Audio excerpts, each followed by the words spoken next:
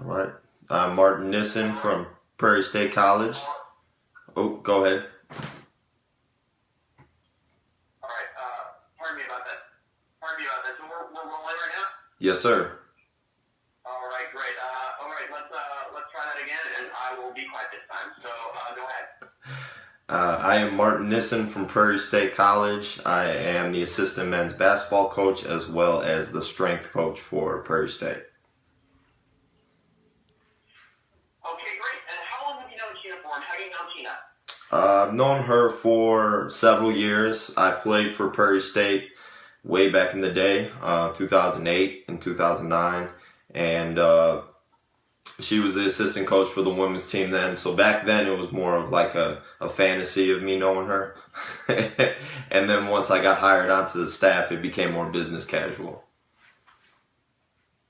What do you mean a fantasy? Tell me about that. Oh, of course, a good-looking assistant coach, and you're a player at the college, a student. So of course you have dreams and all that fun stuff. Dreams of coaching, and so you were first a player, and then a coach with her, sort of thing, right? Sure, whatever you want to take that as, absolutely. Okay, but I'm understanding it correctly. First you were a player, and while she was a coach, and now you're a coach with her. Correct. Got it. Great. Perfect. And tell me, let's get right into it. Tell me, what kind of coach is Tina? What's her coaching style? Is it extreme? Is it over the top? Is it like nothing you've ever seen before? Is she one of the angriest coaches in America? Like, tell me all about that. Well, the good thing is that the girls keep it a lot indoors. You don't get to see, a lot from that because they keep it indoors. But she is very fiery. As you can tell, she is an extreme competitor. She does go over the top sometimes. She absolutely has an anger and an attitude. She is a woman of God, so on that aspect, it does calm her down.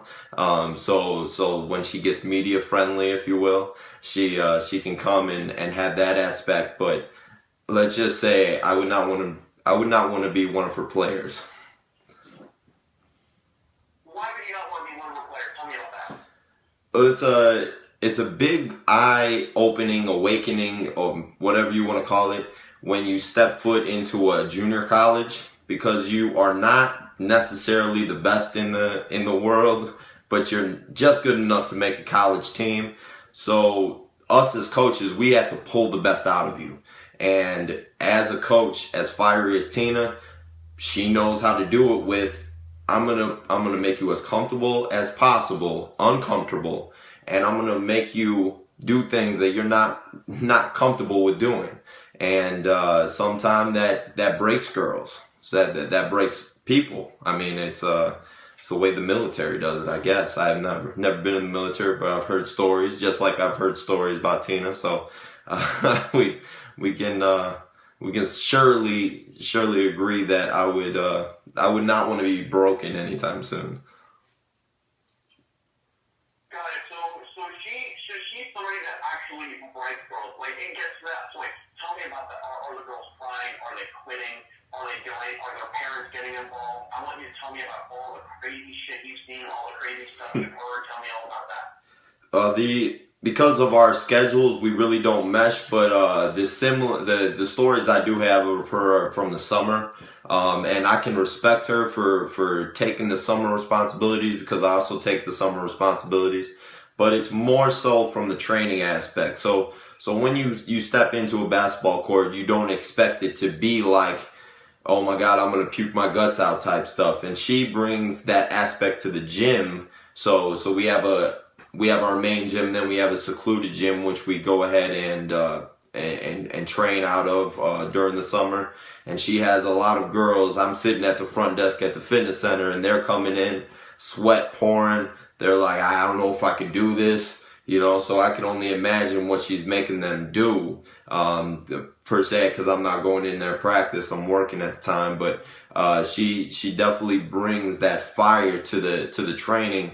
And when you have girls, basically crawling out of your gym, you're doing something to them. And she has had girls that couldn't take it. They've had a few girls that came from out of state, and then next week, 2 weeks later, they're being shipped back for reasons. So whether they quit the team for academics or whatever, but it doesn't matter. These coaching staff, they demand more out of their players, and the new age player isn't ready for it. And that's part of the reason why they've been so successful. They're in your grill, they're demanding more, and they get it out of their players. And a lot of that I give to Tina, because she brings that fire and tenacity. And like I said, I don't have any stories of her throwing chairs, because they do a good job of keeping it in-house, but I guarantee you they're all there. Got it. So you don't have any stories of throwing chairs because it is indoors, and if you're not in the gym, you're not seeing it. What about games? Games are open to the public. Does she flip her shit just in the practices, or does it transfer over into the games too? What we're trying to figure out is she the type of person that have there been cameras there, or maybe there were cameras there? This is something that would have gone viral on YouTube, or would have made like would have made a news story. Like, this coach is out of control. Have you heard of like the Mike Wright Rutgers thing? Right. Yeah. Where he was just pushing the kids so hard, and kind of the anger came out. Is that, are we dealing with something that's similar to that? Maybe a little less. Like, how would you explain just how intense Coach Tina is? Well, once again, like I'm sure she stated, we are assistant coaches, so we only have a certain level. So a lot of time we have to eat our own anger and walk away, because if we say something, then we get basically in trouble with our bosses. So if she had full helm of the operation, I know it would go down a lot differently, because a lot of these girls, they just walk by coach and, he gets fiery. But I've seen her getting girls' faces, face to face, getting pretty close in contact. And that's even, in my mind, passing what an assistant coach should do. She does take a back seat, but like I said, this is hard to put in realm, because that gentleman that you brought up, he was at the head of his organization. So he had the whole, the bulls on the horn, if you will. So he dictated everything that went down. As an assistant coach, it's really hard to step out of those boundaries, but she has had, a couple of instances in the past couple of years that I remember that she has gotten in girls' faces. And like I said, I believe that even oversteps the boundaries of an assistant coach. Got it. So I completely understand that. Did she use, and I apologize that, but did she say that she used to be a head coach somewhere, or she was a head coach and had to switch to become an assistant coach because it was a better role for her? I can't recall. I believe she was the head coach of a sophomore team at one time, and a traveling team, but I don't really recall other than that. What sort of reputation does she have around what sort of reputation does she have? Do people know not to mess with her? Do people know not to push her buttons? Does she say it like it is? Does she offend people? Especially with her nickname, she wouldn't even tell me what the nicknames were. Tell me a little bit about her reputation. Yes, it's more of a mystery, really, because they keep it in house, and she's in and out. She only hangs out with the girls' basketball team, which is, to be expected. But you don't get a lot of insight from the girls. They keep their mouths shut. I guess that's a good thing. They've been trained that way. But the little bit I have heard, and I've heard her, in a locker room setting, she brings that fire and tenacity, and the reputation is that she has that, the media friendly savvy, what you see on the outside, that big smile, and then on the inside, the mystery is, what is she doing? How is she getting results? Where is this fire that I've heard about, the stories from a few girls that she has gotten in their faces. Obviously, there's always in our industry, the junior college industry, there's always off the court issues, whether it's grades, whether it's boyfriends, whether it's, living situations. And I've heard that she's gotten, had to go to houses before and do things that, were uncomfortable for these girls because they weren't doing what they needed to do. So she had to go and basically, be a parent or be a facilitator, be a dictator, all that. So it's a mystery. It really is. And I wish I could sit in on a practice on a locker room session just so I can have more, not only more for you, but more for me. I want to know what the mystery is all about. Yeah, I agree. So it's hard to really know because you haven't seen a lot of it. You just, everybody's heard rumors though, of course, because she does have such a reputation for getting the results out. And so as far as, has she ever gotten in trouble or been reprimanded or has shit ever really hit the fan that you know of? Not since I've been in tenure, no. Okay, got it. And then as far as, would you say that she has a temper problem and anger problem? Would you say that that's really an issue that she could let anger management, like this is what she needs to do? To help with her position as an assistant coach, like I said, there's pretty much no reason to ever. You need to be the good person, the good cop in the relationship of a bad head coach and a good cop. But when you bring that tenacity and you want to be a winner and you bring that competitive spirit, and she looks at you and you know that you have to make a decision, that's not her role. So she, in that aspect, it's probably best that she does get on the show, that she, has some help, because if that transpires into a head coach, it's like adding flame or lighter fuel to the fire, because if that's how intense she is as an assistant, it's only going to multiply as a head coach. So tell me this. I want you to finish the sentence. She needs help because, and then just finish that sentence. All right, 3. Well, I mean, you already said it. We just, Right. I'm trying to be politically correct over here. I'm trying to be politically correct over here. I'm not trying to get nobody fired, She needs to sit her butt down, I don't want to tell her that. She probably can hear me. I want to come here and kick the door down and bust me in the chops, So, all right.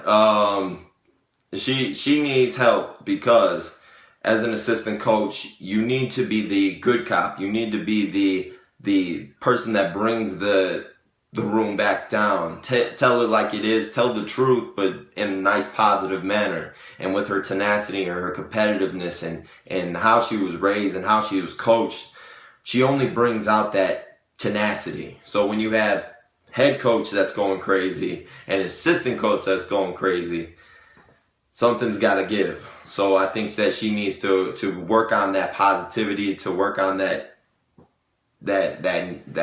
aspect of bringing it back to earth for these girls. Got it. So she does need to kind of bring it back to earth a little bit, and especially if would you say that her her temper or her anger is keeping her out of that? I'm sure she wants to be head coach, right? I'm positive she would want to be head coach and want to get as far as she could. Do you think that's holding her back, the temper and the anger? Say that one more time. Also one reason why she could need help is that, one, as her role as the assistant coach, she needs to be the good cop. But also as head coach, if she, you said it's like putting fire to a flame. If she wants to get that position, do you think that she needs to get help before she can move into that position as head coach? And I just want you to put that in your own words or say whatever you'd like to say. Yeah, I would say that she needs to help herself before she hurts herself. Because there might be times where if she didn't have that authority figure over the top that, besides an athletic director, a head coach that would bring her back down, set her down, where she needs to be, she would go ahead and, you know, do what she has to do to get her point across, or do what she has to do to win. And that necessarily might not be the best thing, you know, if she's only one-sided. I'm just saying that she might need that other side of reality. So yeah, I definitely think that this could help her in the long run. I want things that are really unique to Tina. Tell me about what you've heard. Does she give players nicknames that are kind of embarrass them? Does she keep it forward? Does she rip her clothes? I basically want you to tell me about the specific things that she does that somebody might look at and be like, "Wow, that's crazy." I don't have those kind of things to say, because I'm not, you know, like I said, the mystery's still there. I didn't know about the names thing, or all the you know, tearing clothes or all that. That is kind of crazy to me. So that just adds to the mystery. I appreciate that. I'm gonna have to do. You never heard about any of that? No, I did. I mean, this is my second year, and when I knew her before, it was more so like, oh, that crazy girl's coach. Not so I didn't know that she was giving the players nicknames, because, you know, I'm sure when I knew the girls players, and I, you know, hung out with them, partied with them whatsoever, whatever that may be. It was never, if you got an embarrassing nickname from coach, you weren't bringing that up in a social setting. So that's usually something that's kept under wraps, and I can definitely understand if I had to call like hey, small head or something, or whatever she calls these players, I'm not telling that to the public. I'm like, man, this coach is crazy. That's what I'll tell them, but I'm not telling them, oh yeah, she calls me this, and I don't know how I feel about that. so I really don't know. Go ahead. She said one of her greatest fears was that being on the show, you know, obviously she's really composed in front of the camera. It's like, it was almost difficult to tell, like, oh, this coach isn't even in touch. She seems pretty, and this is pretty run of the mill. But that's not really. She said, you know, she was nervous about it being 18 days, and that we might actually, within 18 days, regardless of trying to hide it, we might actually see that come out a little bit. Well, the show's about dealing with it, that might come out a little bit.